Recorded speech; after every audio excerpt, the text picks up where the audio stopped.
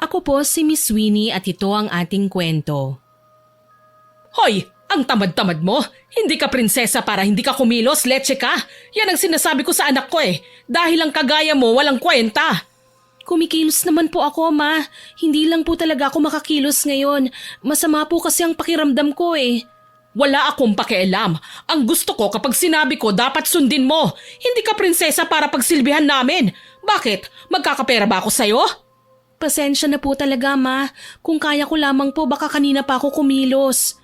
Ba't sumasagot ka pa? Bastos ka no? Hoy, ito ang pakatatandaan mo ha?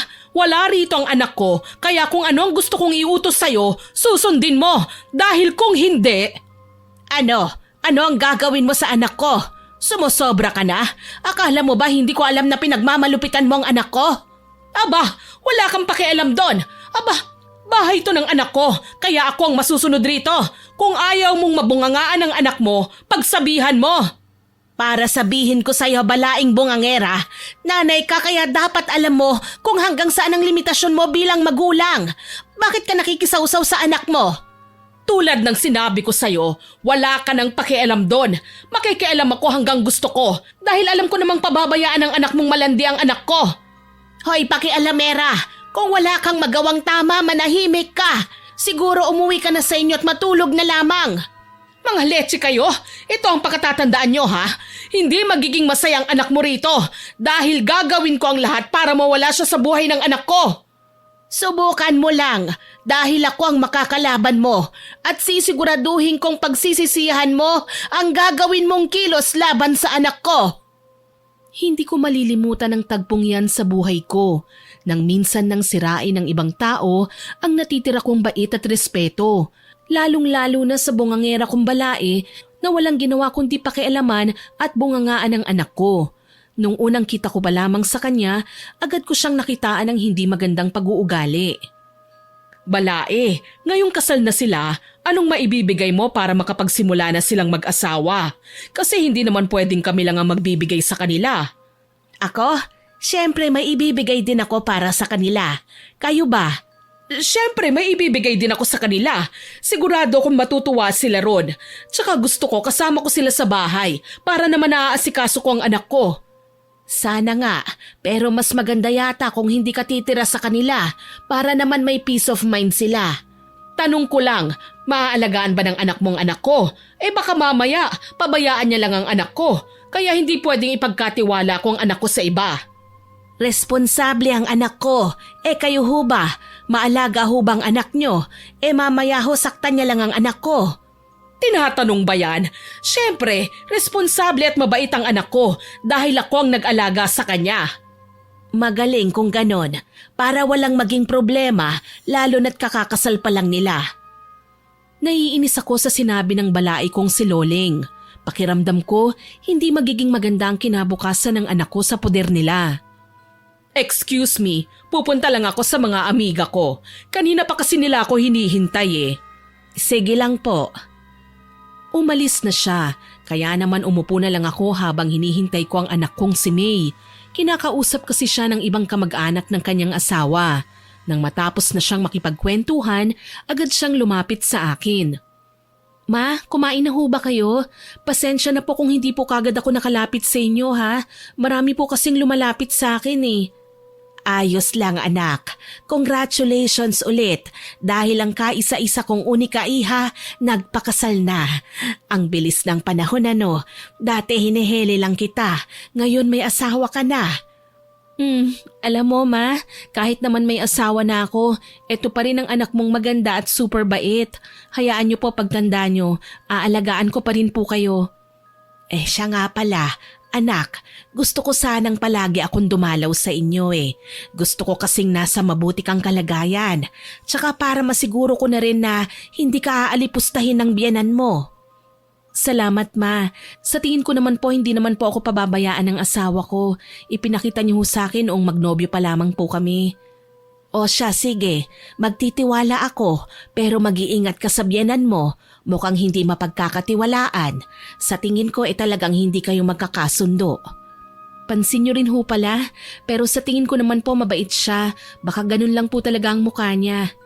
Siya nga pala anak, may ibibigay ako sa'yo pero gusto ko itago mo ito para sa kinabukasan mo at ng magiging apo ko. Iniabot ko sa kanya ang isang envelope kung saan nakapaloob ang isang dokumento ng ari-arian ng aking mga magulang na pinamana ko sa kanya. Nagulat siya, Miss Sweeney. Hindi siya makapaniwala na pinamanahan ko siya ng malaking parte ng lupain ng aking mga magulang. Ma, bakit niyo pinamana sa akin ng ganitong kalaking lupa? Ano na lang pong matitira sa inyo? Ma, okay lang po kung bahay at lupa na lang po. Pero itong ganito kalaki? Dahil gusto kong makasiguro na magiging maayos ang buhay mo. Kung sakali mang hindi magandang pinakita sa'yo ng biyenan mo, lumipat kayo ron. Pero wag mo munang ipaalam sa asawa mo. Sige po ma, maraming salamat po. Sobra-sobra na po ito para sa amin. Niyakap niya ako. Ramdam ko ang saya na kanyang nararamdaman. Kumalas lang siya sa pagkakayakap sa akin nang lumapit ang kanyang asawang si Joshua. Maabala ko ho kayo, tita. Ikaw pala, Joshua. Congratulations sa inyo ng anak ko, ha? Sana hindi mo siya pabayaan at hindi mo siya sasaktan. Dahil sisiguraduhin ko na pagsisisihan mo kapag sinaktan mo ang anak ko. Opo, ma. Pinapangako ko pong hindi ko siya sasaktan at pababayaan. Mamahalin ko po siya ng lubos.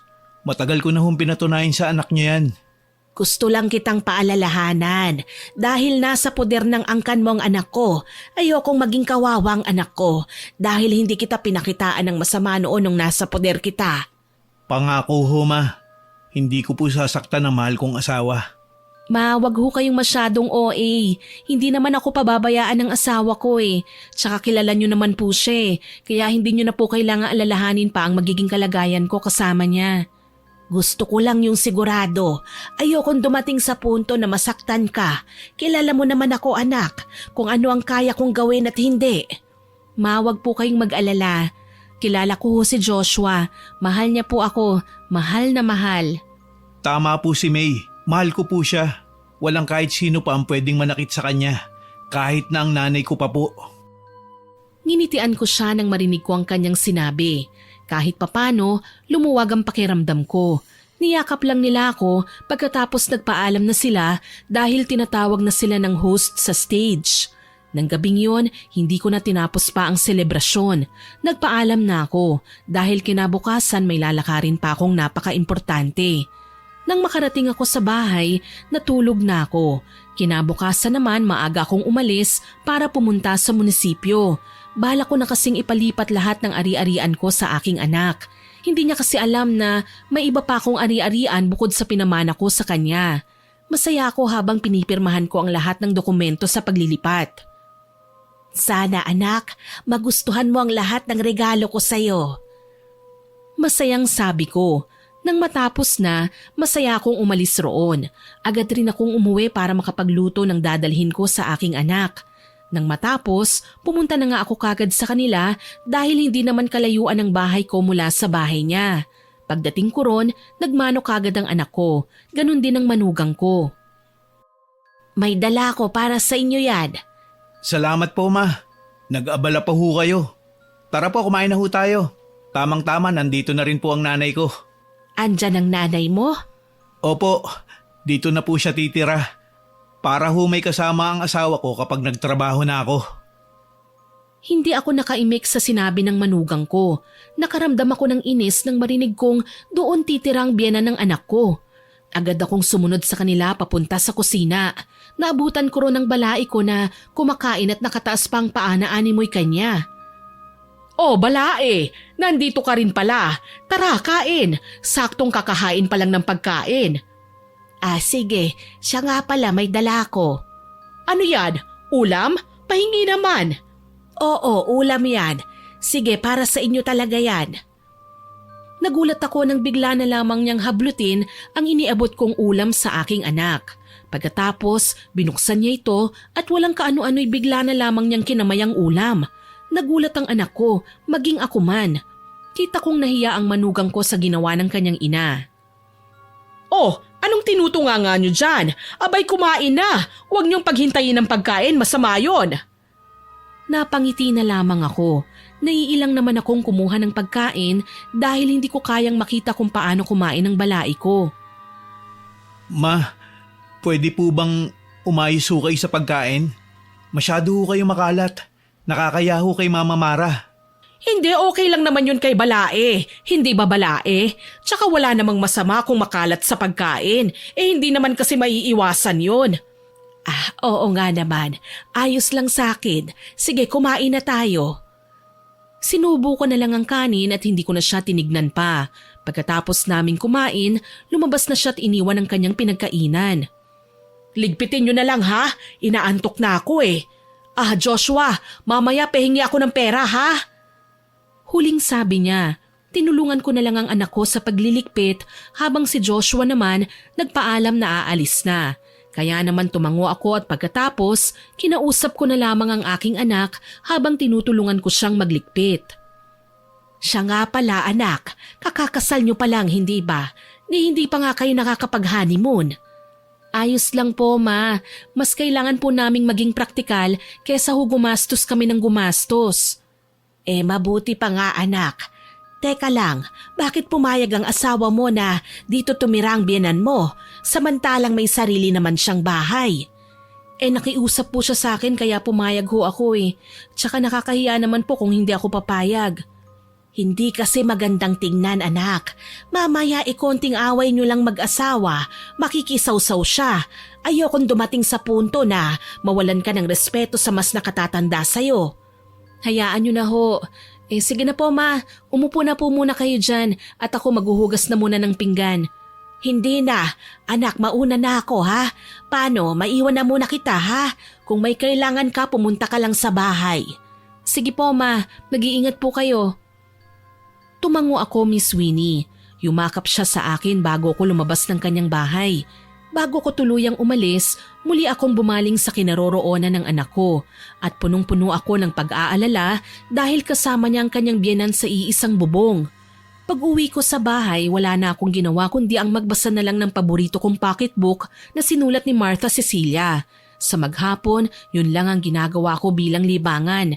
Sa katunayan po Miss Winnie, ako lang po mag-isa sa bahay. Wala na akong ibang kasama kundi ang mga alaga kong hayop. Pagsapit ng gabi, pagkatapos kong maghapunan, agad din akong nakatulog. Kinabukasan, maaga akong gumising para muling magluto ng dadalhin ko sa aking anak. Maaga akong pumunta ron pagkatapos ko. "Oh ma, nandito ka ulit? Pasok po kayo." Syempre naman, hindi ko yata pwedeng hindi dalawin ang anak kong maganda. Tsaka naiinip kasi ko eh. Salamat ma. Tara ho, pasok. Pasensya na po kayo kasi naglilinis po ako ng kalat eh. Hindi ko nga po alam kung bakit may kalat na ganyan eh. Parang binagyo naman ang bahay mo ngayon anak. Wala naman sigurong nakapasok na magnanakaw ano. Bakit ganyan kagrabe ang kalat? Wala naman pong nakapasok na magnanakaw. Maging si Joshua nga po, nagulat rin sa kalat pagkagising niya eh. Siya, hayaan mo na. Siguro may multo talaga sa inyo no. Tutulungan na lang kitang maglinis. Pumasok na nga kami sa loob. Nilagay muna ni May sa ref ang binigay kong ulam. Pagkatapos, tinulungan ko siyang maglikpit ng kalat. Ramdam ko na si Balae ang may gawa ng kalat na yun. Habang naglilinis kami, dumating siya na may malawak na ngiti sa kanyang labi. "Oh, Balae! Nandito ka ulit? May dala ka bang ulam?" Oo, tinulungan ko kasi ang anak ko eh. Bakit ang kalat? Huwag mong sabihin sa akin na ikaw ang may gawa niyan, May. Grabe naman yan, parang binagyo dito. Hindi po ma, hindi nga rin po namin alam ni Josh kung saan galing ang kalat na to eh. Baka nga po may multo dito eh. Naku, baka nakalimutan mo lang yan. Alam mo bang ayaw ng salaula ng anak ko? Kaya pwede ba makilinis na lang ang sakit sa mata eh? Baka naman ikaw ang may gawa niyan. Hindi, joke lang Balae. Siyempre naman Balae, hindi ako ang may gawa niyan. Hindi na ako bata para magkalat. Baka yung anak mo. Siyempre hindi. Disenteng tao ang anak ko. Tsaka hindi siya makalat sa bahay tulad ng inaakala mo. Alam kong naiilang ang anak ko sa pasimpleng batuhan ng salita namin ng Balae ko. Alam niyang nagkakapersonalan na kami na dinadaan lang namin sa pabirong salita. Ramdam ko ring pikon na si Balae kaya naman umalis na ito sa harapan namin. Ma, alam ko po yung pasimpleng batuhan yun ng salita. Sana ho hinayaan nyo na lang po. Hindi naman po big deal sa akin ang mga sinabi niya eh. Anak, hindi ako papayag na alipustahin o saktan ka ng kahit na sino, kahit pa yang biyenan mo. Si mama talaga oh, hayaan nyo na ho. At least alam nyo namang hindi ako ganong klaseng anak. Sobrang selan ko kaya. Nailing na lang ako sa sinabi ng anak ko. Tama po siya, Miss Winnie. Sobrang selan po ng anak ko para pagbintangan lang ng isang hamak na tao na sa laula raw ang aking anak. Pagkatapos naming maglinis, nagyaya ng kumain ang aking anak. Pagdating namin sa kusina, agad akong nagsandok at siya naman kinuha niya ang ulam sa ref. Nang buksan niya ang baunan, wala na ang laman. Tanging sabaw na lang ang naiwan. Nakaramdam ako ng inis dahil sigurado ko na ang biyenan niya ang may gawa nun. Alam mo anak, doon ka na lang kumain sa bahay. Gusto rin kitang makausap eh. Tsaka mamaya mapakinggan pa ng biyenan mo. Sige po ma, magpapaalam lang po ako. Baka po kasi magtaka siya eh. Wag na, inubusan na nga tayo eh. Muli kong binalik ang sinandok kong kanin. Pagkatapos, hinugasan na ni Mia ang plato, gayon din ang baunan. Pagkatapos, sumama siya sa akin pauwi ng bahay. Mabuti na lang at nagsaing ako. Ano bang klaseng biyenan ang meron ka anak? Grabe, hindi man lang nahiya. Ang dami kong dinalang ulam, hindi man lang kayo nakakain. Hayaan nyo na po ma, wala rin naman pong mangyayari kung uusisain ko pa siya. Tsaka kailangan po nating habaan ng pasensya. Anak, tuwing tanghali nga dito ka na kumain. Sa loob ng 2 araw nakasal kayo ng asawa mo, kung ano-anong katarantaduhan ang pinaggagawa niya. Hindi ko nga rin ho alam kung bakit ganun ang nanay ng asawa ko eh. Maging siya, nagtataka rin po sa ugali ng nanay niya. Sa tingin ko hindi kayo magkakasundo. Sa gawa ba naman ang biyenan mo? Ewan ko na lang. Kahit na ako sa katayuan ng nanay niya, baka hindi ko kayanin. Ang mabuti pa ho, kumain na tayo. Nagugutom na po kasi ko eh. Wag na po natin siyang intindihin. Kumain na nga kami. Nang matapos na, agad ring bumalik sa bahay niya dahil hindi pa kami tapos maglinis. Pagbalik namin sa bahay, nagulat na lamang kami sa aming nadatnan. Hindi ba inayos na po natin ito? Bakit ngayon may kalat na naman? Hindi ako kumibo, Miss Winnie. Alam ko naman po na ang balai ko ang may gawa ng kalat na yun. Sigurado ko na sinasadya niyang ikalat para inisin kami. Maya-maya nakita ko itong nakangiting lumapit sa amin. Ma, sino ang may gawa nito? Niligpit na po namin to ni Mama kanina eh. Abay malay ko sa inyo, kalalabas ko lang ng kwarto. Baka naman nakalimutan nyo lang yan. Wala naman po tayong alagang hayop para magkalat eh. Tsaka mas lalong wala rin pong bata rito. Pinagbibintangan mo ba ako? Dito pa talaga sa sarili kong pamamahay? Para sabihin ko sa inyo, hindi ako makalat na tao para ikalat yan.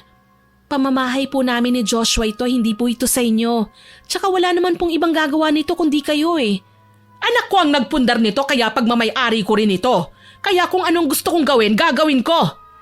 Balae, pasensya na pero tama ang anak ko.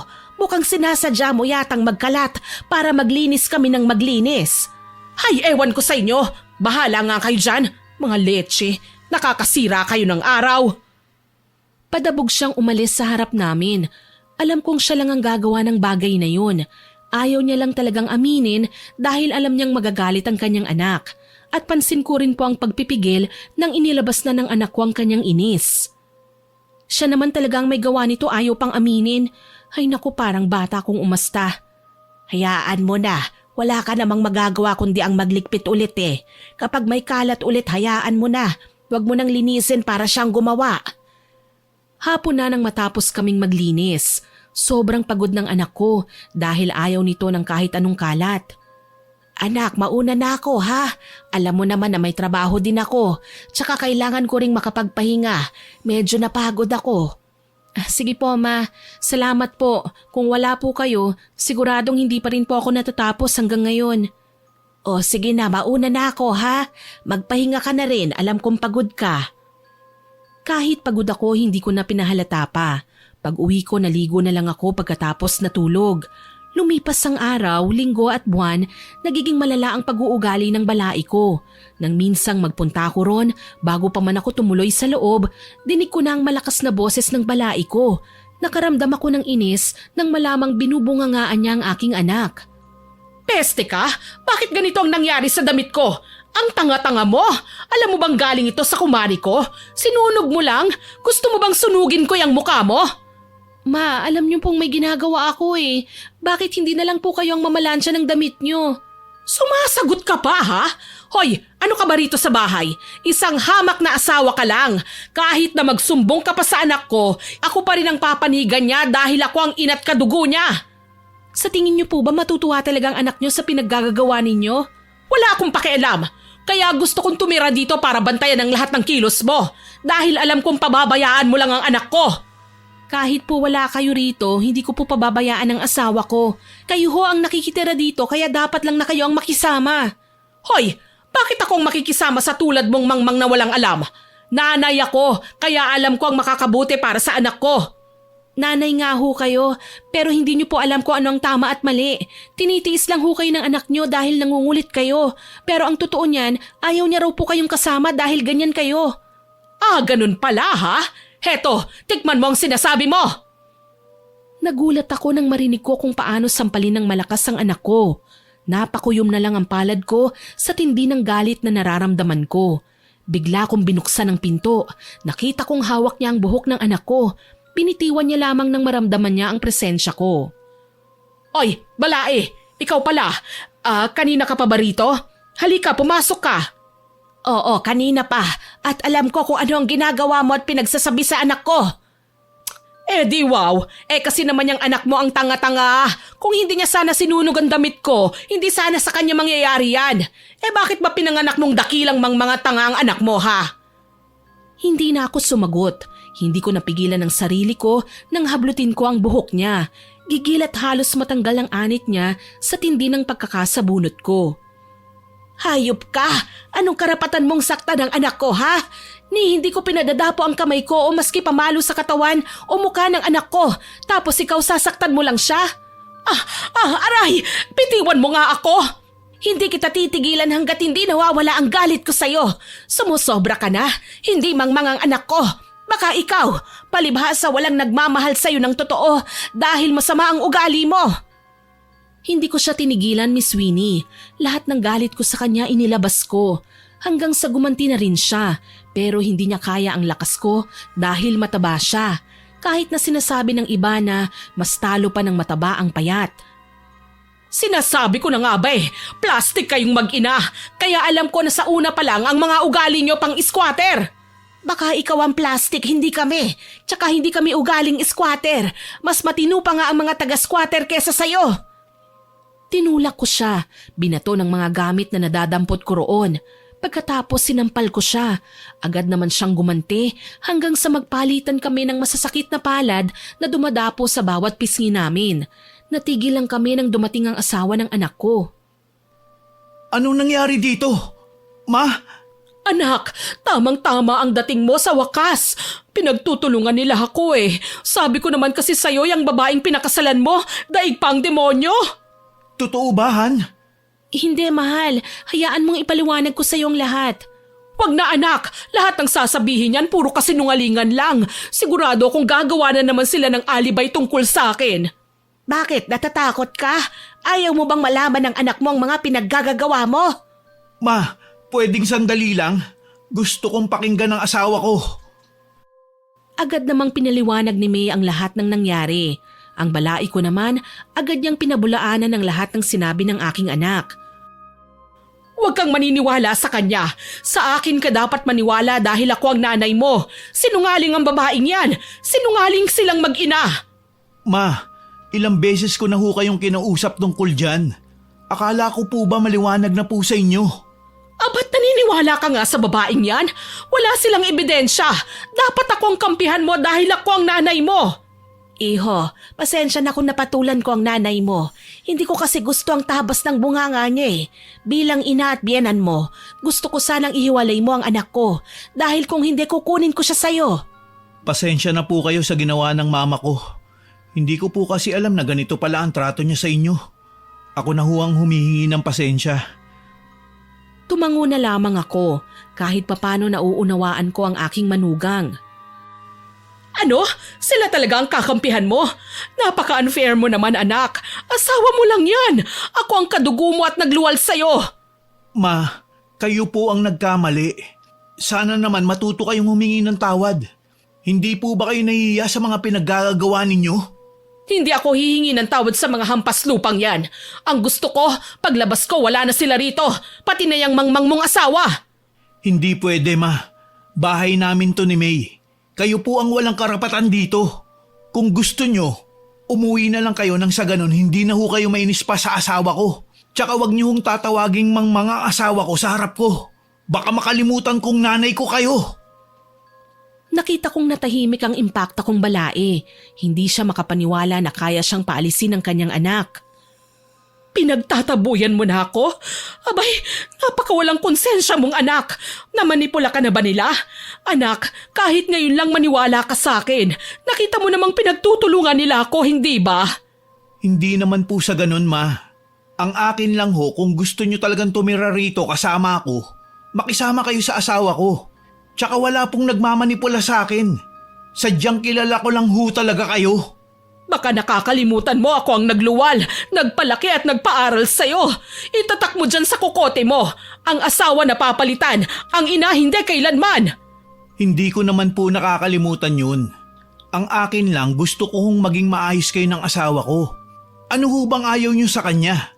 Samantalang wala akong makitang mali sa mga kinikilos at pinapakita niya. Tsaka ma, masyado na kayong nagiging bitter sa asawa ko. Kahit na, ako dapat ang priority mo. Dapat ka sa akin mo lahat binibigay ang pera mo, hindi sa babaeng yan eh. Alam mo, iho, ang nanay mo na lang ang asawahin mo. Total lang sabi niya sa kanya mo dapat ibigay ang lahat. Sana kung ayaw mo palang mag-asawa ang anak mo, sa una palang hindi ka na pumayag. Dapat lang sa akin niya binibigay dahil ako ang nanay niya. Yang anak mong malandi lang naman ang umagaw ng atensyon sa amin ng anak ko. Oh, baka sarili ka pala talagang magulang. Hindi ako makapaniwala na may kagaya mo palang nag-i-exist sa mundong ito. Para maintindihan mo, hindi obligasyon ng anak na bayaran lahat ng sakripisyo mo. Tayong mga magulang ang dapat na gumabay at magbigay sa kanila.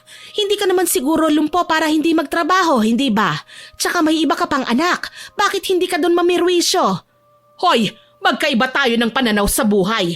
Kailangan bigyan nila ako ng pera o kung maaari lang, lahat ng kinikita nila sa akin nila ibigay dahil akong bumuhay at nagpakahirap sa kanila. Kaya dapat lang naman nilang bayaran yon. Tama ho si Mama Mara. Hindi naman po talagang kailangan bayaran ko ang sakripisyo nyo sa amin. Pwede naman ho namin kayo bigyan kung may sobra. Dapat nga ho, doon na lang kayo tumira sa bahay. May kasama naman po kayo doon.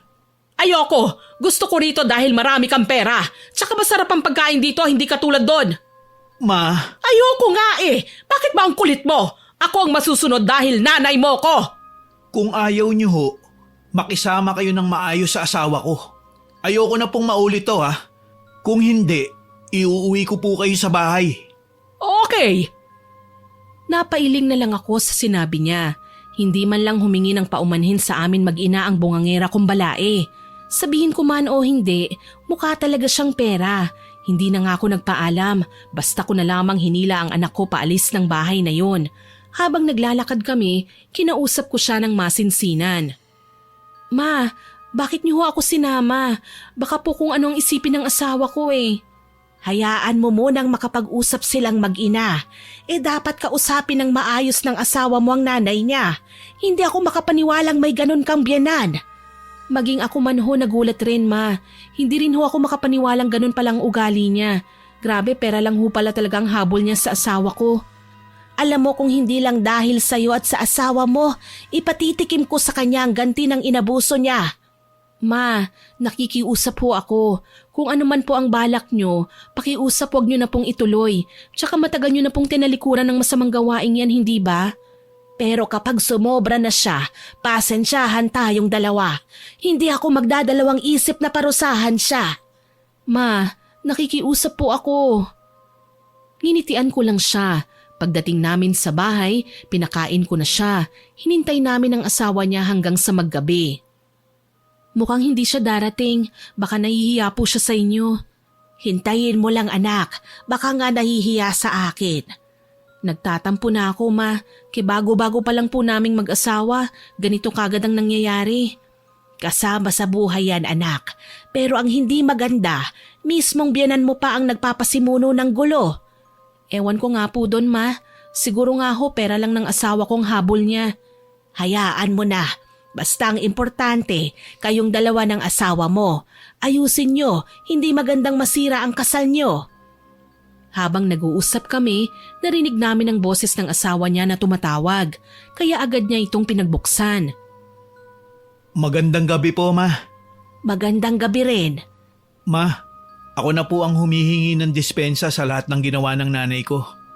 Kinausap ko na po siya ng masinsinan. Ayos na sa akin, iho.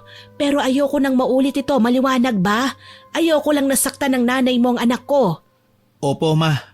Maraming salamat po sa pag-iintindi niyo sa nanay ko. Hindi ko nga ho alam kung bakit gano'n na lang ang lumalabas sa bibig niya eh. Hayaan mo na. Bukas ako ng unang magpapakumbaba. Ayokong masira ang pagsasama niyong mag-asawa dahil lang sa nanay mo. Salamat, ma. The best ka talaga. O siya, tara na't maghapunan na tayo. Kumain na bang nanay mo? Hindi ko lang ho alam. Sige, padadalhan ko na lang siya ng ulam. Salamat po. Walang anuman, basta kumain na tayo para makauwi na kayo. Pinagsaluhan namin ang gabing yun ang niluto ko. Kahit nagalit ako sa nanay niya, hindi ko siya dinamay. Para sa akin po, Miss Sweeney, tinuring ko na rin po siya na parang tunay kong anak. Pagkatapos naming kumain, nagpaalam na sila na uuwi na. Pinadala ko na rin ang ulam na tinabi ko para sa nanay niya. O yung ulam, baka makalimutan mo. Huwag niyong kalimutang ibigay yan sa nanay mo, ha? Ay, oo nga pala, Han. Yung ulam nasa ref. Kunin ko lang saglit, ha? Sige lang, Han. Agad naman na pumunta sa kusina si May. Nang kami na lang dalawa ni Joshua, muli itong humingi ng tawad sa akin para sa kanyang ina. Sorry po ulit, ma. Makikiusap sana ako kung maaari lamang. Pwede hubang dito muna ang asawa ko kapag nagtatrabaho ako? Nang sa ganun ho maiwasan po ang ganitong pangyayari. Sige, kukumbinsihin ko siya. Basta iho, ayoko nang maulit ang pananakit ng nanay mo sa anak ko, ha? Opo, ma. Hindi ko nahahayaang masaktan siya ulit ni mama. Nginitian ko na lang siya. Maya-maya bumalik na si May, dala ang ulam na pinadala ko. Nagpaalam na rin sila na uuwi na. Pag-alis nila, agad ko nang sinarado ang pinto. Ilang araw ang makalipas, muli akong nagtungo sa bahay ng anak ko. Nagdala ako ng pasalubong sa kanya, maging kay Balae. Sakto naman na naroon ang manugang kong si Joshua. Magandang araw, Josh. Magandang araw din po, ma. Pasok kayo. Han, nandito si mama. Sigaw ni Josh. Maya-maya nakita ko na ang anak ko na patakbong palapit sa akin. Ma, ikaw pala. Pasok po kayo. Mabuti po at napadalaw po kayo ulit. Siyempre naman, ngayon nga lang ulit ako nakadalaw dahil alam mo namang may trabaho ang mama mo. Sabi ko naman po sa inyo, hindi niyo ho kailangang magtrabaho. May ipon na rin ho kayo, pati na rin negosyo at wala na rin po kayong kasama. Alam mo anak, bata ka pa kaya hindi mo maiintindihan kung bakit ako nagpapatuloy sa trabaho kahit mag-isa na lamang ako. Tsaka ang pakiramdam na mag-isa ka lang sa bahay, sobrang lungkot talaga. Sa bagay ma, wag po kayong mag-alala. Pwede naman po kayong matulog dito. Kung gusto niyo po ipaghahanda ko ang tulugan niyo. Nako, hindi na anak. Ayos na sa akin ang dumadalaw dito. Nagiging masaya ang araw ko kapag nakikitang maayos ang kalagayan mo. Si mama talaga pinapaiyak pa ako. Tara na ho, pumasok na ho kayo dito sa loob. Sumunod na nga akong pumasok sa loob. Hindi ko nakitang Balae ko. Ang akala ko po Miss Sweeney wala na siya. Oh, Balae! Kumusta? Kanina ka pa ba? Halika magtsikahan tayo! Ay, hindi naman. Kararating ko lang. May pasalubong nga pala ako sa inyo. Nandun kay May.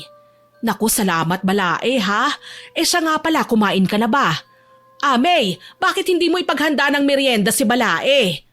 Ay, nako Balae, busog pa ako. Dumalaw lang naman ako para kumustahin si May. Tsaka para na rin ibigay ang pasalubong ko sa inyo. Maayos na maayos siya dito. Hindi ba, May? Oo po. Maayos po ako dito, ma. Ma, may gusto ho kaming sabihin sa inyo ni May. Tungkol saan? Teka, kinakabahan ako Ma, buntis ho ako. Talaga? Masaya ako kung ganon. Magkakaapo na pala ako. Opo ma, 1 month na po ngayon. Sa tuwa ko, nayakap ko ang anak ko. Pansin ko naman kagad ang pag-irap ng mata ni Balae. Alam mo Balae, buntis pa lang siya, hindi nanalo sa loto. Ayos lang Balae. Blessing yan na dapat ipagdiwang. Hindi na siya sumagot pa. Masyado lang siguro siyang bitter kaya gano'n na lamang ang kanyang sinasabi. Siya nga ho pala ma, lilipad na ako papuntang Canada. Napag-isip-isip ko ho kasi na kailangan ko ng dagdag kita. Lalo na po ngayong magkakaanak na ho kami. Pero mag-iingat ka ron ha at huwag mong pagurin ang sarili mo. Siya nga pala, ako nang bahala kay May habang wala ka. Tungkol po dyan ma, nag-usap na po kami ni Joshua. Dito lang po ako sa bahay kasama si Mama Loleng. Bakit Balae? Wala ka bang tiwala sa akin? Hindi ko naman pababayaan ang anak mo Hindi naman sa ganoon Balae. Sige, kung yan ang desisyon mo, pumapayag ako. Huwag kang mag-alala Balae. Ako nang bahala sa anak mo. Pangako kong hindi ko siya pababayaan, lalo na't magkakaapo na ako. Salamat ma, aasahan ko po yan. Basta yung pasalubong ko ha, gusto ko yung mga imported at mamahaling tsokolate. Walang problema ma. Ma, kayo ho baka may gusto ho kayong pasalubong. Nako iho, hindi mo na ako kailangang alalahanin. Basta ang importante, mag-iingat ka. Salamat po. Siya nga pala, kailan ang alis mo? Para naman mapaghandaan namin. Sa 1 linggo na ho Maayos na po kasi ang lahat ng mga papeles ko. Ako na lang po talaga ang hinihintay. Tumango ako. Natutuwa ako dahil napaka-responsable niyang asawa para sa anak ko. 2 linggo ang makalipas nang umalis na ang manugang ko. Hindi ko pa nadadalaw ang anak ko kahit malapit lang siya sa akin. Naging busy kasi ko sa pinagkakakitaan ko 1 araw noon nang maisipan kong dumalaw. Bago pa man ako tumuloy, dinig ko na ang malakas na sigaw ng bungangerang Balae ko. Alam mo, wala ka talagang alam.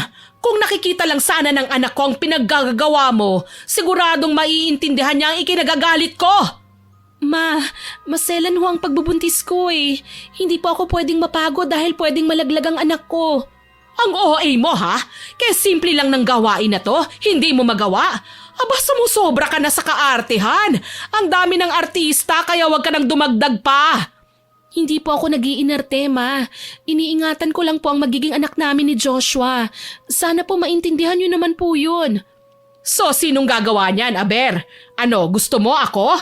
Gusto mo ipagluto kita at ipaglaba pa, ha? Aba, leche ka rin pala Ma, hindi naman po sa ganun. Kayo po ang nagkalat niyan kaya sana po kayo rin po ang maglinis. Hoy, wag mo nga akong turuan dahil mas matanda ako sa'yo. Wala ka talagang galang Dapat dyan sa dinadala mo, mawala para may rason na magalit sa'yo ang anak ko. Ang sama ninyo.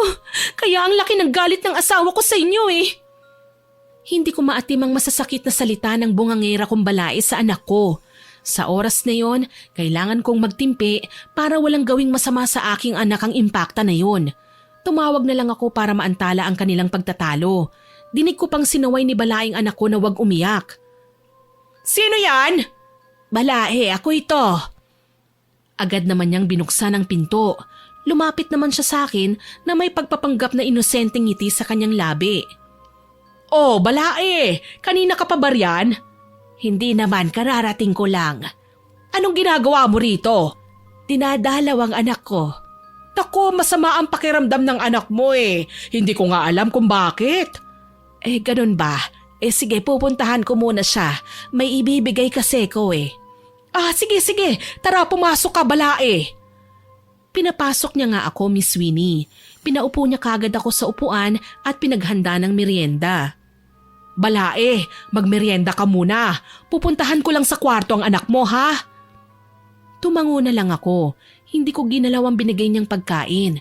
Hinintay ko ang anak ko dahil nag-aalala ko sa kanya. Ilang minuto lang lumabas na ang Balae ko na nakangiti. Kasama na niya ang anak kong si May. Oh, heto na siya, Balae. May sakit ka raw, anak? Opo, Ma. Masama po ang pakiramdam ko. Gusto mo bang dun ka na muna sa bahay? Naku balae, ako nang bahala sa anak mo. Baka maabala ka pa. Dito matitignan ko siya ng maayos. Hindi ba, May? Opo. Ayos na po ako rito. Hindi ako maaabala. Wala naman kasi akong trabaho, balae. Kahit na doon muna tumira si May hanggat wala ang asawa niya. Bakit hindi natin tanungin si May? Tinignan ko sa mga mata si May. Inaasahan ko ang sagot niyang oo, Miss Winnie.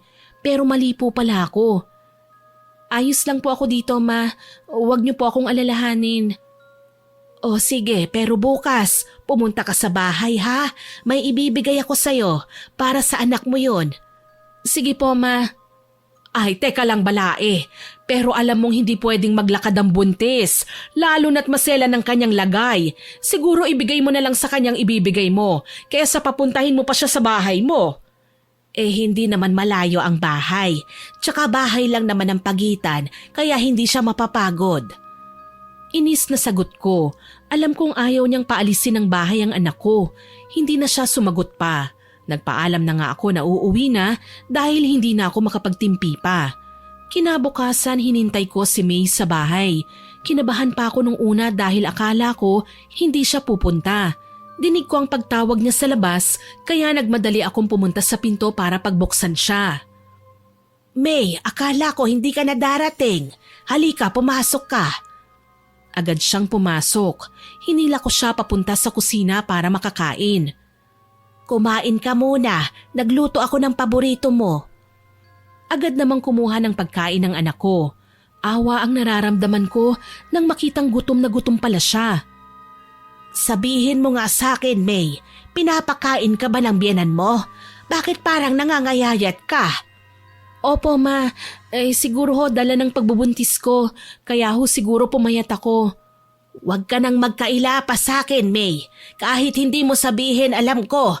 At alam ko rin ang nangyari kahapon. Binungangaan ka na naman niya, hindi ba? At balak pa niyang ipalaglag yung dinadala mo. Ho? Paano niyo ho nalaman, ma? Sino ho ang nagsabi sa inyo? Nandun ako. Ilang oras akong nakikinig sa inyo, May. Dito ka na lang muna hanggat wala ang asawa mo. Baka kung anong gawin ng babaeng yun sa'yo. Salamat, ma. Pero kaya ko na ho ang sarili ko. Anak, nagbanta ba siya sa'yo? Hindi ko alam kung anong tumatakbo sa utak ng biyenan mo. Ma, ayoko pong isipin ng asawa ko na porke wala siya, wala rin ako sa bahay. Naiintindihan ko kayo dahil ayaw niyo lang akong mapahamak. Pero ma, kailangan kong magtiis kasi gano'n naman talaga, hindi ba? Wala akong nagawa kundi ang hayaan na lamang ang desisyon ng aking anak. Kahit na natatakot ako sa maaaring kahihinatnan niya sa kamay ng bungangera kong balae. Pagkatapos niyang kumain, umuwi na rin siya. Nang sumunod na araw naman, muli akong dumalaw sa kanya. Dinig ko na naman ang malakas na boses ng balai ko. Hanggang isang ali ang nakausap ko na kapitbahay raw nila. Sinabi niya ang mga nangyayari sa aking anak. Nakaramdam ako ng galit nang malaman ang mga sinasabi niya tungkol sa aking anak. Habang nag-uusap kami, dinig namin ang pagbubunganga ng balai ko. Hoy babae! Bakit hanggang ngayon wala pa rin padala ang anak ko? Tinago mo ano? Nasaan? Ilabas mo! Ma, ano bang pinagsasasabi niyo? Wala pa nga akong pinadadalang anak niyo eh. Tapos pagbibintangan niyo kung tinago ko ang pera? Aba, totoo naman eh. Dahil lang totoo madamot ka. Bakit? Ikaw ba ang nanay niya? Di ba hindi? Kaya wala kang karapatan sa pera ng anak ko. Ma, asawa ho ako. Kaya kung anong pag-aari ng asawa ko, pag-aari ko rin yun. Hindi niyo po ba maintindihan yun? Talagang ang kapal ng mukha mo, ano? Asawa ka lang pero ako ang nanay niya. Ako ang nagluwal, nag-alaga at nagpalaki sa kanya. Ilagay mo yan sa kukote mong walang laman, ha? Ginagawa niyo lang pong ATM si Joshua eh. Sa tingin niyo po ba umuupo lang ang asawa ko sa trabaho niya? Ako nahihiya akong manghingi dahil alam kong nahihirapan siya. Tapos kayo? Anong pakialam ko? Ako ang nanay kaya dapat bigyan niya ako ng pera. Dahil kung hindi, magwawala talaga ako at damay ka ron. Sa tingin niyo ho ba kapag nalaman niyang pinagagagawa niyo sa akin, hindi yun magagalit sa inyo? Kaya siguro gusto niyong makipagsiksikan dito sa bahay namin para hututan ng asawa ko eh. Oo, dahil anak ko siya. Hindi ako aalis dito hanggat hindi kanya hinihiwalayan. Dapat sa akin lang ang anak ko. Tama ngang sinabi ni Josh, wala kayong kwentang ina. Ang alam nyo lang puro pera. Pera lang ang nasa puso at isipan nyo. Kaya nga raw kayo iniwan ng asawa nyo dahil mukha raw kayong pera. Ah, ganon ha? Pera pala? Nagulat na lang kami nang biglang sumigaw ang anak ko. Kaya dali-dali akong tumakbo papasok sa loob ng bahay nang hindi kumakatok. Pagbukas ko, nanlaki ang mga mata ko nang makitang nakaupo ng anak ko sa sahig at nanlumo ako nang makitang dugo na umaagos sa kanyang binti. Ah, anak! Ma! Ang baby ko! Ma! Hindi ko sinasadya, balae. Hindi ko talaga sinasadya. Huwag kang lumapit. Kapag may nangyari sa anak ko at sa apo ko, sisiguraduhin kong magbabayad ka. Ma, tulungan niyo ako. Ang baby ko. Dito ka lang, anak ko. Hihingi ako ng tulong. Mabilis akong tumakbo palabas ng bahay. Humingi ako ng tulong sa mga nakaparadang sasakyan. Agad naman nila akong tinulungan para buhatin palabas ng bahay ang anak ko at para dalhin sa pinakamalapit na ospital. Agad namang chinek ng doktor ang anak ko habang ako nakaupo sa waiting area. Naghihintay at kinakabahan sa magiging resulta. Ilang oras lang, pinapasok na ako kaya pumasok na ako sa loob kung saan nakahiga ang anak ko habang tulala ito at umiiyak. Labis akong nalungkot nang sabihin ng doktor na wala nang dinadala ng anak ko. Galit at pagkamuhi ang nararamdaman ko para sa bungangera kong balae. Anak, ayos ka lang ba? Masakit pa ba? Ma, wala nang anak ko. Ma, hindi ko po kayang mawala ang anak ko. Shh, tahan na. Si Mama na ang bahalang maghiganti para sa'yo. Sisiguraduhin kong pagbabayaran niya ang ginawa niya sa'yo at sa anak mo. Hindi ko siya mapapatawad dahil sa kanya nawalan ako ng anak. Sige na anak, magpahinga ka muna. Uuwi muna ako sa bahay para ikuha ka ng gamit at pagkain. Tumango siya. Ipinagbilin ko siya sa nurse bago ko umuwi. Dumiretso ko sa bahay nila dahil nandoon ang gamit ng anak ko. Pagpasok ko, namumutlang mukha ni Balay ang nadatnan ko. Hinarap ko siya at sinampal. Dahil sa katarantaduhan mo namatay ang apo ko. Ano, masaya ka na ba sa mga pinaggagawa mo?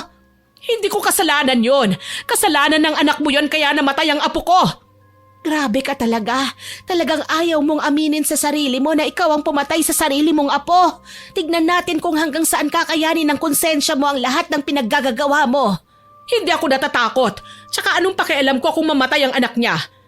Ano kaya ang masasabi ng anak mo kapag nalaman niya na ang sariling nanay niya ang pumatay sa anak niya? Kahit magsumbong ka pa sa anak ko, sigurado naman ako na ako ang kakampihan niya eh. Hindi ang anak mo natatanga-tanga. Hintayin mo lang. Kakarmahin ka ng matindi, hayop ka. Sisiguraduhin kong magbabayad ka. Iniwan ko siya. Pumasok ako sa kwarto ng anak ko para ikuha siya ng gamit. Nang papalabas na ako, wala na roon ang balai ko. Bago ko umuwi, kinuha ko ang litrato ng balai ko na nakadisplay doon. Pag-uwi ko, nilapag ko muna ang gamit ng anak ko at pagkatapos, tinabi ko ang litrato na gagamitin ko. Pagkatapos naman nagluto na ako. Pagdating ko naman sa ospital, naabutan kong natutulog si May. Umupo muna ako sa tabi niya habang pinagmamasdan ng kanyang muka. Malungkot siya na mas lalong nagpagalit sa akin. Maya-maya lang gumising na siya. Anak, kumain ka na muna hanggat mainit ang sabaw. Wala pa ho akong gana, ma. Hindi ko po kayang kumain. Pilitin mo, anak. Hindi ka pwedeng maging mahina. Gusto mo bang maging masaya ang biyenan mo? Ayoko, ma. Gusto kong makulong siya. Gusto kong pagbayaran niya ang ginawa niya. Anak, huwag kang mag-alala. Si Mama ang bahala tungkol dyan. Magtiwala ka lang sa akin, pangako ko yan. Ibibigay kong hustisya na nararapat sa iyo. Tumango siya. Pagkatapos sinubuan ko siya ng pagkain. Alam kong nagugutom na siya kaya naman dinamihan ko ang dala ko. Anong balak mo ngayon, anak? Uuwi ka pa ba sa bahay niyo? Hindi, ma. Ayokong umuwi doon. Ayokong makitang babaeng yon. Kung ganon, doon ka muna sa bahay. Mas mapoprotektahan kita. Ma, gusto kong tawagan ng asawa ko para ipaalam ang nangyari. Sige anak, pero wag muna sa ngayon, lalo na't nasa trabaho siya. Tumango na lamang ang anak ko. Ilang araw din ang tinagal niya sa ospital bago siya nakalabas. Doon ko siya inuwi sa bahay ko para alagaan at protektahan siya. Anak, alam kong gusto mong gumante. Hayaan mong ako ang gumawa nun para sa'yo. Anong ibig niyong sabihin, Ma? Anong balak niyong gawin? Babarangin ko siya. Gusto kong pagbayaran niya ang lahat ng ginawa niya sa'yo. Ma, kung yan pong paraan ng gusto niyo, ayoko po. Ayokong malagay sa alanganin ng buhay niyo. Magtiwala ka lang sa akin. Pero ma, ang tagal niyo na hong tinigilan ng pambabarang kaya mahihirapan na po kayo ulit. Hindi anak, nasa dugo ko na ang pagiging isang mambabarang na naman ako pa sa aking mga magulang, kaya hindi ako mahihirapan na parusahan siya. Pero ma, kasalanan sa Diyos ang gagawin niyo. Kung itong kasalanan na to ang magbibigay sa iyo ng hustisya, gagawin ko. Kahit ano pang maging kapalit at kahit anong parusa ang gagawin sa akin ng Diyos, buong puso kong tatanggapin yon alang-alang sa iyo. Ma, ayoko po. Ayoko nang bumalik kayo sa dati. Yumakap sa akin si May. Dinala ko na siya sa dati niyang kwarto para makapagpahinga. Isisikreto ko sana ang lahat dahil alam kong ayaw niya. Pagkatapos, kinuha ko na ang gagamitin ko para sa pambabarang. Dinala ko ito sa sikretong kwarto na hindi ko binuksan ng matagal dahil akala ko hindi ko na talaga pupuntahan. Dahil doon nakatago ang lahat ng uri ng black magic. Ang mga librong itim, kandilang itim at iba pang kagamitan sa masamang hangarin. Kay tagal kitang hindi binuksan. Akala ko hindi na kita kakailanganin. Mali pala ko. Pagpasok ko, punong-puno na ng alikabok gawa ng hindi ito tinangkang linisan. Marami na ring mga sapot at sobrang dilim kaya naman binuksan ko ang ilaw at nakita ko ang buong paligid. Pumunta ako sa mesa at doon ko nilapag ang litrato ng bungangera kong balae. Hindi ko pa sinimulan dahil hinintay kong gumabi. Mas malakas ang puwersa ng kadiliman tuwing Biyernes at kabilugan pa ng buwan. Tamang-tama para isagawa ang pambabarang. Alam kong ayaw ng anak ko kaya naman hindi ko na sa kanya pinaalam. Kinuha ko na ang kandilang itim na pinagpagan ko pa dahil maalikabok. Sinindihan ko ang mga ito at pinalibot sa akin. Pagkatapos kinuha ko ang isang libro na siyang gagamitin ko sa pag-oorasyon pati na rin ang mga nagtataba ang insekto na nakalagay sa garapon. Pagkatapos kinuha ko rin ang litrato ng bungangera kong balae.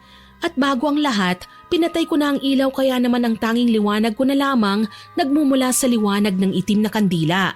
Pagkatapos, sinimulan ko na ang pagbibigkas ng mga orasyon. Humangi ng malakas. Dinig ko rin ang ingay ng mga ibon na hindi ko alam kung saan nagmumula. Pagkatapos kong mag-orasyon, kinuha ko ang litrato ng bungangera kong babae at kinuha ko rin ang itim na libro. Binuklat ko yun at binasa ang mga orasyong nakasulat doon. Maya-maya pa, mas lalong tumindi ang malakas na hangin sa loob ng kwartong yun. Nagsimulang mahulog ang mga gamit. Maya-maya, ramdam kong may sumanib sa katawan ko na hindi ko alam kung isang demonyo yon at hindi ko na rin alam pa ang mga sumunod na nangyari. Nagbalik lang ako sa wisyo nang matapos na ang ritual.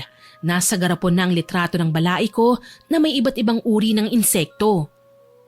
Ngayong natapos na, sisiguraduhin kong matitikman mo ang ganti ng inang nanghihingi ng katarungan. Mariin ang pagkakasabi kong yon. Nanlilisik naman sa galit ang aking mga mata. Kasunod nun ay palalim na ng palalim ang boses ko. Hinihiling ko sa hari ng kadiliman na bigyan ng malalang sakit sa bibig ang bungangera kong balae nang sa ganon hindi na siya makapagbunganga pa. Muling sambit ko. Pagkatapos noon lumabas na ako ng kwartong yun. Muli kong nilagyan ng kandado ang pinto nang sa ganon hindi magawang buksan ng aking anak kung sakali mang magagawi ito roon. Nang gabing yun, pagkatapos ng lahat natulog na ako. Pagising ko naman sa umaga, sobrang sarap ng pakiramdam ko na animoy nasa alapaap ako. Lumabas na ako at naabutan kong nagkakape ang aking anak. Mukhang maganda po ang gising natin ngayon, ma ha? Oo anak, nakapanaginip kasi ko ng maganda Magkape na po kayo. Sige iha, siya nga pala, kumusta ang pakiramdam mo ngayon? Medyo okay na po ako ngayon. Ayoko po munang isipin ang mga nangyari sa akin Masakit po sa akin na mawala ng anak, ma. Alam ko yan, anak. Katulad rin ng pagkawala ng kapatid mo. Ganyan din ang pakiramdam ko. Hayaan mo't makakalaya rin ang puso mo sa sitwasyong ito. Natatakot po ako na sabihin sa asawa ko na wala na po ang anak namin. Hindi mo kasalanan, anak. Kasalanan niya ng bungangera mong biyanan. Kaya huwag kang matakot kung malaman ng asawa mo ang nangyari. Naniniwala ako na ikaw ang papanigan niya, hindi ang biyanan mo. Tama po kayo, ma. Maging siya man nagagalit rin sa kanyang ina dahil sa mukhang pera yun. Anak, ang mabuti pa kalimutan mo na ang biyanan mo. Mas lalo kang may stress sa kanya. Ang gawin mo, gumawa ka ng bagay na magpapasaya sa'yo para panandalian mong makalimutan ang lahat. Salamat po, ma. Siguro kung wala kayo, hindi ko alam kung anong gagawin ko. Hindi ako mawawala, anak. Pinapangako ko yan sa'yo. Hindi ko hahayaang magdusa ka sa piling ng iba. Yumakap sa akin si May, Miss Winnie. Sobrang saya ko ng panahong yon dahil napaghiganti ko rin ang aking anak. Alam kong sa mga oras na yon, nararanasan na ng bungangera kong balay ang matinding sakit. Hayaan mo, anak, ang lahat ng nangyari sa'yo may dahilan, kaya huwag kang susuko, huwag ka ring matakot na harapin ang lahat.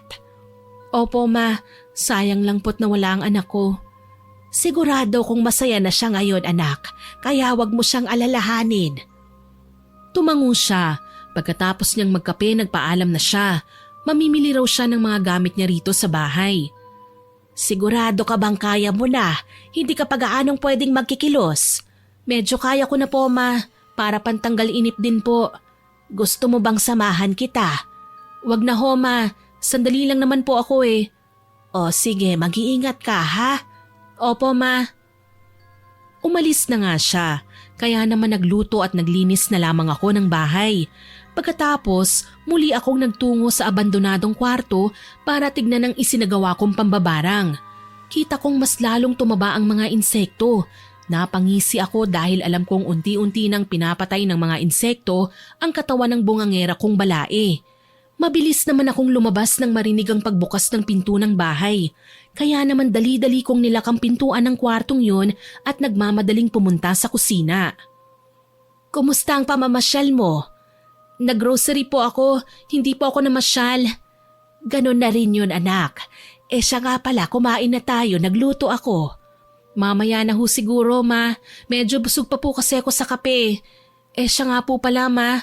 Pupunta po ako sa bahay para kunin ang inipon kong pera. Mamaya ho kasi kunin ang biyanan ko eh. Ako na lang ang kukuha, anak. Ayokong magkita kayo ng bungangera mong biyanan. Sigurado ho ba kayo, ma? Oo naman. Tumango siya. Pagkatapos nagpaalam na akong pupunta sa bahay niya. Nang naroon na ako, tahimik ang bahay. Wala akong naririnig na ingay. Kaya naman pumasok na ako sa loob. Pagbukas ko, nakita ko ang balai ko na nakahiga sa upuan. Dinig ko ang daing nito. Namamaga ang bunganga niya at nakita kong nagsisilabasan ng mga uod sa kanyang katawan. Yan ang nararapat sa'yo. Masarap ba ang ganti ko? Hindi mo alam kung gaano kasakit sa anak ko ang ginawa mo. Kaya nararapat lang na mas matindi ang balik ko. Pahihirapan muna kita bago ka mamatay. Dinig ko pa rin ang pagdaing niya. Isang araw pa lang ang lumipas, kita ko na kagad ang pangangayayat niya. Iniwan ko na siya ron. Pagkatapos nagtungo na ako sa kwarto ni May. Hinanap ko ang pera at nakita kong nakalagay ito sa maliit na bag na nakatago sa ilalim ng damitan ni May. Pagkuha ko, umuwi na ako sa bahay. Nahanap niyo po ba, ma? Oo, nahanap ko. Agad ko itong iniabot kay May. Agad niya naman itong binuksan.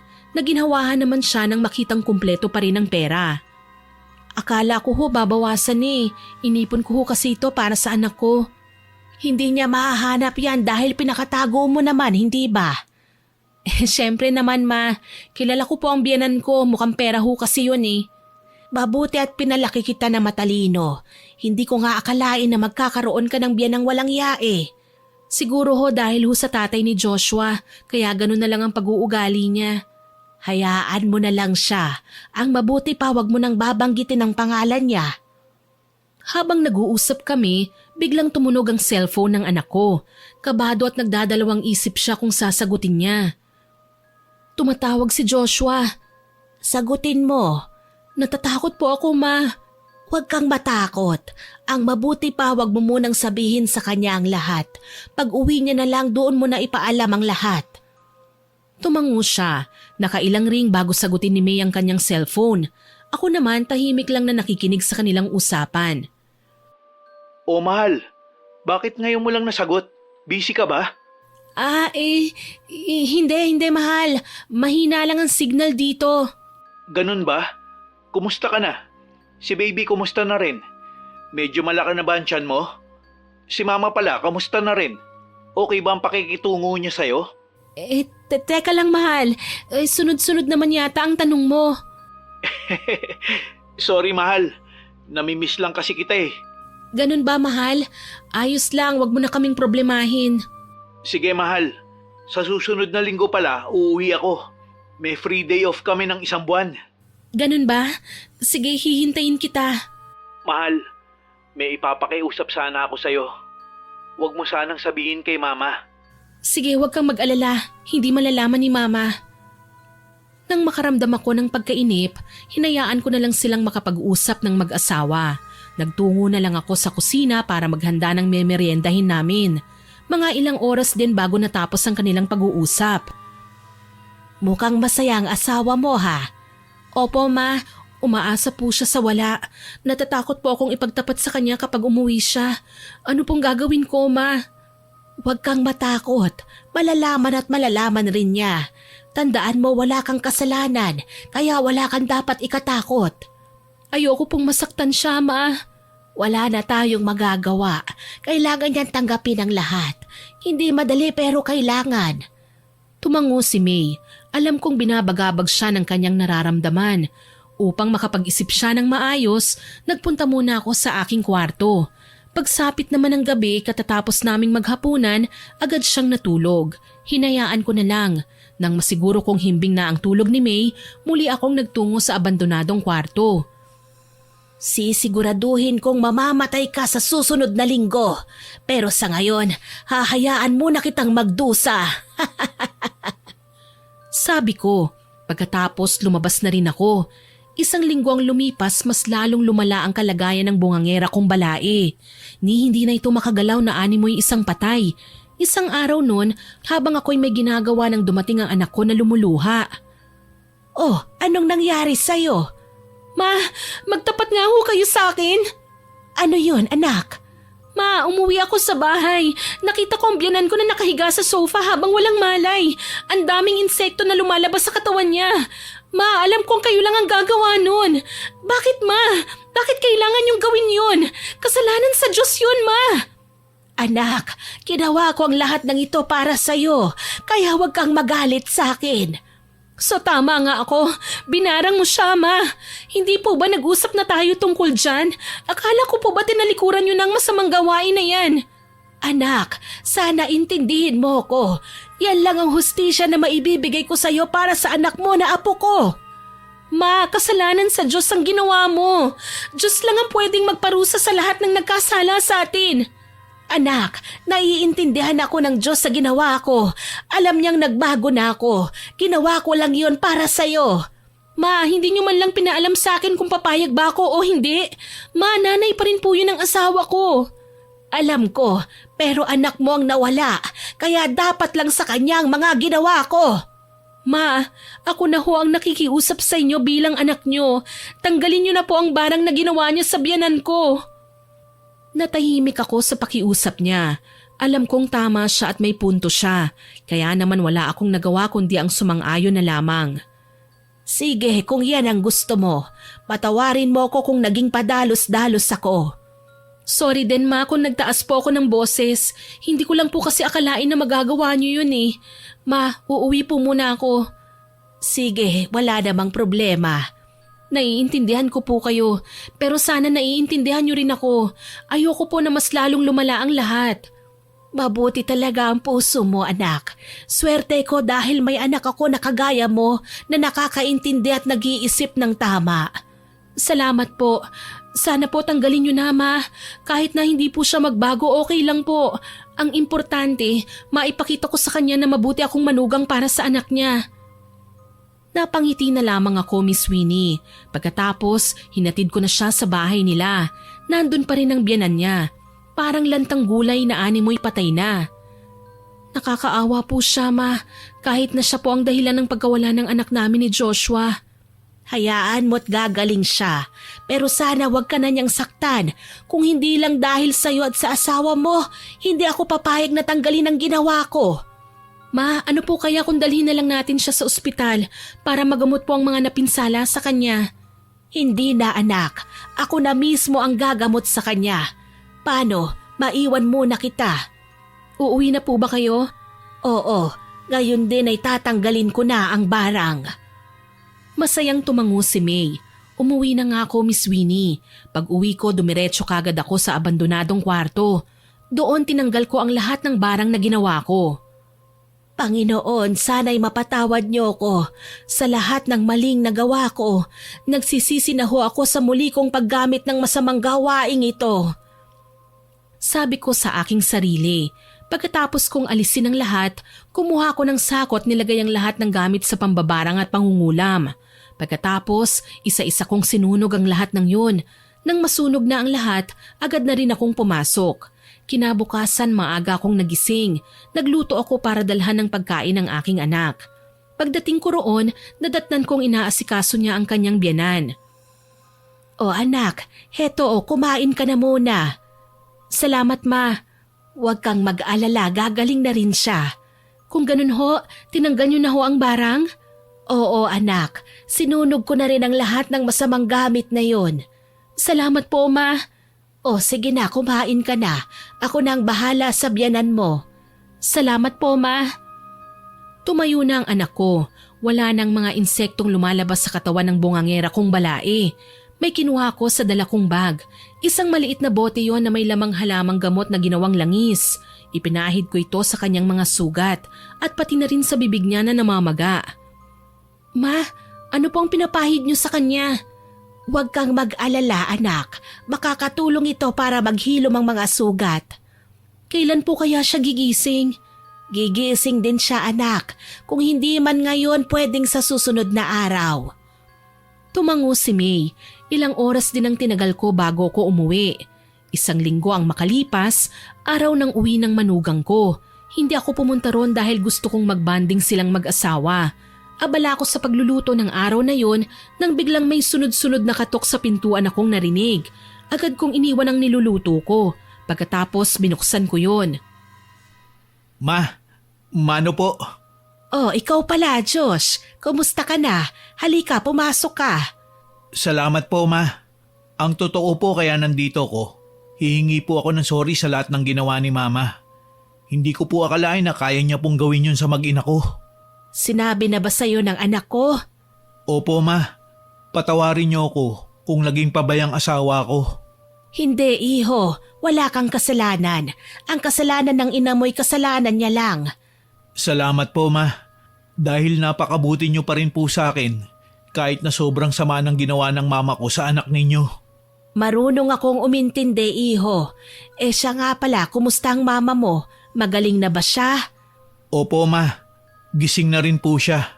Sa katunayan, siya po ang umamin sa lahat ng ginawa niya. Hindi ko po alam kung kaya ko po ba siyang patawarin sa ginawa niya sa mag-ina ko. Patawarin mo pa rin siya, iho.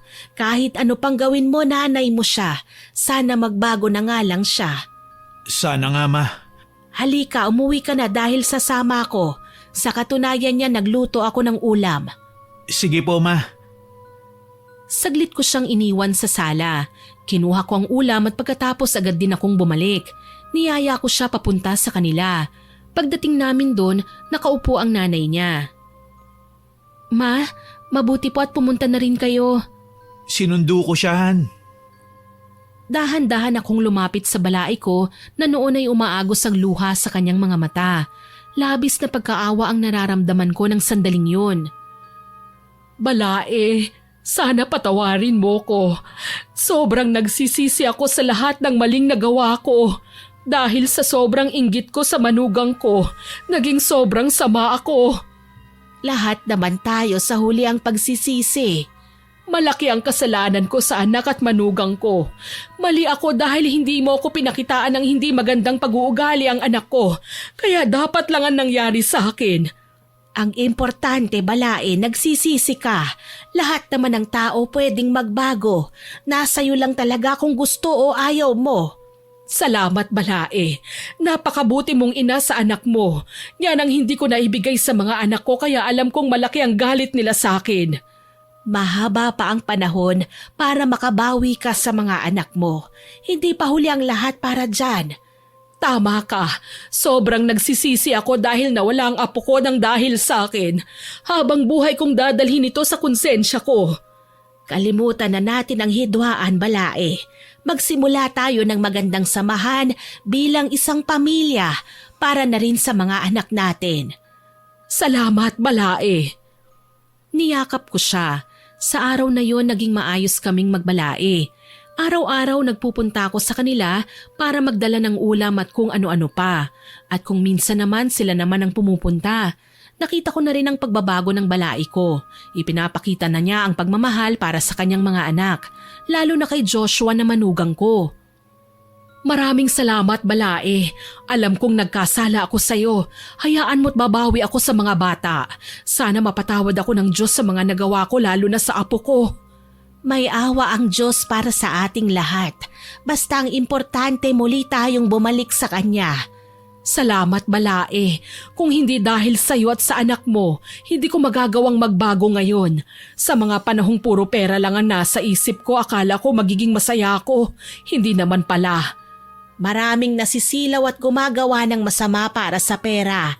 Dahil sa hirap ng buhay, kaya pera na lang talaga ang umiikot sa mundo ng tao. At dahil din sa pera, kaya nasisira ang masayang pamilya at pati na rin ang pagkakaibigan. Ayoko na ulit magpasilaw sa pera. Ayoko nang maging gahaman at ayoko nang maging masama. Okay lang yan, Balae. Dahil sa kamalian, dyan tayo matututo para ayusin natin ang kinabukasan, lalong-lalo na ng ating mga anak. Sorry ulit ha. Pangako ko, hinding-hindi ko na uulitin. Salamat, Balae. At least ngayon mas maayos na ang magiging buhay ng ating mga anak. Niyakap ako ni Balae. Nang araw ding yun, binuksan ng aking anak ang niregalo ko sa kanya noong kasal nila. Sobrang saya nilang mag-asawa nang makita ang nakasulat doon. Ma, bakit niyo po binigay sa akin ang lahat ng ari-arian natin? Akala ko pong binigay niyo, bahay lang po. Pero bakit napakalaking lupa ang binigay niyo? Dahil anak kita, gusto kong mapabuti ang kalagayan mo. Ma, sobra na po ang binigay niyo sa amin. Nakakaya naman kung pati po ito tatanggapin namin. Ayos lang mga anak. Hindi rin naman magtatagal ang buhay ko dito sa mundo, hindi ba? Kaya ngayon pa lang inaasikaso ko na ang lahat. Maraming salamat po, Ma. Dahil po rito, mas mapapaayos na po ang buhay namin. Maraming salamat po talaga. Mga anak, walang magulang ang gusto kayong mahirapan. Sana alagaan niyong mabuti ang inyong magiging mga anak, ha? Mahalin at alagaan niyo sila tulad ng pag-aalaga at pagmamahal naming mga magulang sa inyo. Si Mama naman, oh. Pinapaiyak niyo naman po ako eh. Nagtawanan kami, Miss Winnie. Wala na po akong ibang mahihiling pa at masasabi sa Diyos kundi salamat at patawad. 2 taon ang lumipas. Muli silang nabiyayaan ng anak. Sobrang saya nilang mag-asawa. Ang balai ko naman, bumalik na siya sa kanyang bahay. Habang ako naman nag-abroad na. Tumatawag na lang po ako sa kanila at nagpapadala. Hello Ma, kumusta po kayo? Kailan po kayo uuwi rito? Namimiss na ho namin kayo ni Mama Loleng eh. Naku, busy ang mama eh. Alam mo na dahil may nagpapasaya, kahit medyo may edad na may asim pa rin. Ay si Mama talaga oh, dumada moves ka ah. Pogi po ba? Papasa po ba sa taste ko? Oo naman anak, sobrang bait pa. Tsaka pag naayos na ang visa namin, dyan na kami titira. Talaga po Ma, excited na po ako. Yung apo ko, kumusta? Inaalagaan mo ba ng tama? Yung mga tinuro ko sa'yo, sinusunod mo ba? Opo Ma, hindi ko naman po kalilimutan ng mga binili niyo sa akin eh. Si Balae, kumusta? Nagbalikan na ba sila ni kumpare? Opo Ma, masaya po ako para sa kanila at para sa'yo Ma. Salamat anak. Ikumusta mo na lang ako kay Balae ha? Opo Ma. Pagkapatay ng tawag, napangiti na lamang ako sa kawalan. Sobrang ganda ng mga nangyayari sa kasalukuyan. Sa ngayon po, Miss Winnie, 65 years old na po ako sa kasalukuyan. Nagkaroon din po ako ng kasintahan na masasabi kong makakasama ko hanggang sa kahuli-hulihan ng buhay ko. Ngayon po, masaya po kaming nagsasama at napagpasyahan na po naming bumalik sa Pilipinas at doon na mamuhay kasama ng aking anak at apo. At ang pinaka natutunan ko po sa lahat ng masamang karanasan na nangyari sa aking anak, maging mapagpatawad at magpasensya. At ang pagiging isang bungangera, walang magandang maidudulot sa atin kundi ang pagkasira ng magandang samahan sa pamilya. Hanggang dito na lamang po. More power po sa inyong channel, Miss Winnie. And God bless po. Sana po ay nagustuhan niyo ang aking ibinahaging kwento. Pero bago ko po tapusin ito, hindi makukumpleto ito nang walang shoutout sa masusugid nating listeners. Shoutout po kay Mika Balagot, Odessa Lejano, kay Mary Grace Batican, kay Josefina Fuelias, kay Rubilin Torres from Romblon, kay Jay De Jesus. Shoutout din po kay Nancy Dison, kay Tifa Lay, kay Raymond Diao, kay Ma'am Cathy Alfonso, kay Marisa Belda, kay Benji Cardosa. Hello din po kay Geraldine Rubio at sa mga kamag-anak niyang sina Jose Rubio, kay Jella, kay Jose Jr. at mga pamangkin niya from Surigao del Norte. Shoutout din po kay Maria Susana Rodelas, kay Feldalin Pahayahay at sa mga kapatid niyang si Lady Lynn at Fredelyn Pahayahay, kay Christian De Jesus at kina Tangoy at Noki, pati na rin kay Boss Tata. Hello po sa inyo dyan sa Davao. Hello din po kay Evelyn Tavas at kay Marlon Centeno, kay Kabakungan Roja Jen, kay Legarda May, kay Ray at pati na rin sa Galedo family from Laguna, kay Marian Grace. Shoutout din po kay Maricar at Marjorie Dequilla, kay Chriselle Rosel, kay Chef M at kina Queenie at Ate May na nag-birthday po. Happy birthday po sa inyong dalawa. Hello din po kay Jessie Miralles, kina Belinda Miki at Julie from Cabanatuan, kay Lori Inaldo from UAE, kay Shirley Miranda, kay Realin Belda at sa mga kaibigan niyang sina Natasha at Neria, kay Melody Soriano at kay Ate Acethel Hermogenes. Maraming salamat po sa lahat ng nakinig at nagkomento. Abangan niyo pa po sana ang mga susunod kong upload ha, at huwag kalilimutang mag-subscribe, like, share and comment sa mga stories natin. Para po mabilis niyong makita kung may bago tayong upload, pindutin niyo lang po ang notification bell para lagi kayong updated. Ang goal po natin ay maka 100k subscribers po tayo ha, kaya aasahan ko pa rin po ang inyong suporta. Muli, ako po si Miss Winnie, na nagpapasalamat sa inyong walang sawang pakikinig.